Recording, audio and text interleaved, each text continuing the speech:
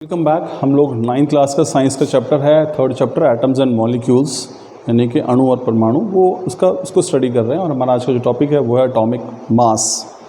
देखो atomic mass अगर आप सिंपल इसका लिटरल मीनिंग देखेंगे तो वो है एटॉमिक मास मीन्स किसी एटम का मास। तो जाहिर सी बात है एक्चुअल में है भी यही।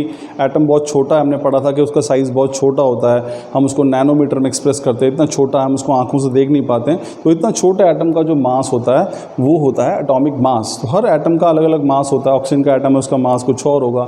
हमने पढ़ा था कि हाइड्रोजन का जो एक एटम होता है उसका मास 10⁻⁻10 मीटर्स होता है। तो इसी को हम एटॉमिक मास कहते हैं। लेकिन एटॉमिक मास चूँकि बहुत छोटा है इसलिए हम इसकी तुलनात्मक रूप से किसी की तुलना किसी के साथ करके फिर इसको एक्सप्रेस करते हैं। तो देखिए आइए समझते हैं एटॉमिक मास है क्या। Each element had a characteristic atomic mass. Her element जो है उसका एक विशेष या विशिष्ट जो है एटॉमिक मास होता है, उसका परमाणु द्रव्यमान होता है, भार होता है। The mass of one atom is called atomic mass. और किसी भी एक एटम का जो मास होता है उसको हम एटॉमिक मास कहते हैं। लेकिन एटॉमिक मास को हम डिफाइन कैसे करते हैं? We define atomic mass unit is a mass unit equal to exactly 1/12 the mass of one atom of carbon 12। अब मैंने बताया था कि एटॉमिक मास जो है वो हम किसी की तुलना के रूप में लेते हैं। सपोज कीजिए अगर मैं क्लास में किसी में पता करना चाहता हूँ कि क्लास में कितने स्टूडेंट्स लंबे हैं, कितने स्टूडेंट्स की हाइट जो है वो कम है, तो मैं अगर सिर्फ एक स्टूडेंट को खड़ा करूं तो क्या मैं कह सकता हूं कि वो लंबा है या छोटा है? नहीं।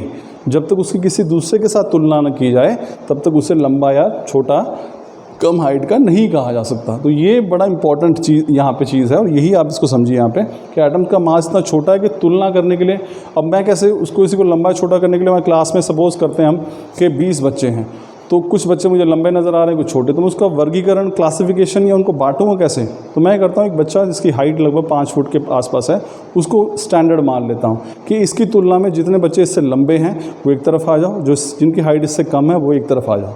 तो मैंने उस एक को चुना और उसके आधार पर लंबे और उससे कम लंबे स्टूडेंट्स को अलग अलग कर लिया। उसी प्रकार से जब एटम के भार की बात करते हैं तो हमें एक एटम का चुनाव करना पड़ता है और वो एटम कौन सा स्टूडेंट यहाँ पे? वो है कार्बन 12। ये आप देख सकते हैं यहाँ पे, ये कार्बन 12 है। तो कार्बन 12 एक आइसोटोप है कार्बन का एटॉमिक नंबर 6 और एटॉमिक मास 12 है।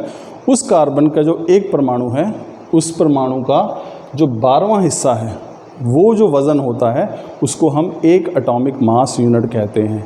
और इस एक एटॉमिक मास के मुकाबले कोई भी एटम कितना भारी है, कितने गुना भारी है, उसी हिसाब से उसका एटॉमिक मास जो है वो हो सकता है। अगर वो 1 गुना भारी है तो उसका एटॉमिक मास 1 हो जाएगा, अगर 2 गुना भारी है उसका एटॉमिक मास 2 हो जाएगा, अगर वो 10 गुना भारी है किसके मुकाबले? इस कार्बन 12 के एक एटम के 1/12। यानी कि एक एटम हमने ले लिया और एक एटम का जो एटॉमिक मास है वो कितना होता है? 12 होता है, ठीक है ना, 12 होता है। और इसका 12th हिस्सा 1/12 यानी कि एक ही AMU, इसको हम एक स्टैंडर्ड मान रहे हैं। और इसके मुकाबले कोई भी एटम कितना भारी हल्का है वो उसका एटॉमिक मास हो जाता है। तो ये अब देखिए relative atomic masses of all elements have been found with respect to atom of carbon 12।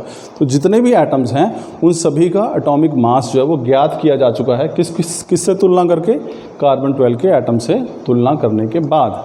Atomic mass of atom is measured in AMU। तो जो मास है उसको मापने का एक मात्रक होना चाहिए।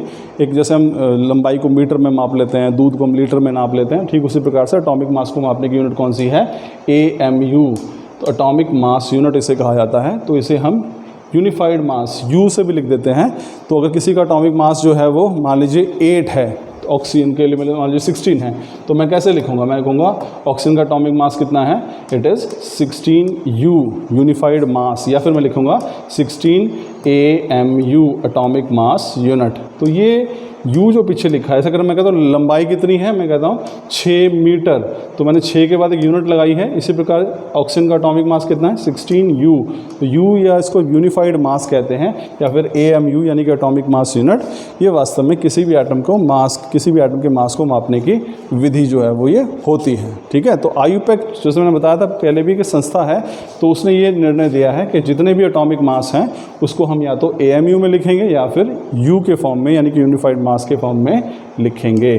तो स्टूडेंट्स ये था हमारे पास एटॉमिक मास। तो एटॉमिक मास बेसिकली किसी भी एटम का मास होता है और ये कैसे एक्सप्रेस करते हैं? It is expressed as mass of one atom of element compare to 1/12 the mass of carbon 12 atom. किसी भी एटम का मास, एक परमाणु का मास किसकी तुलना में?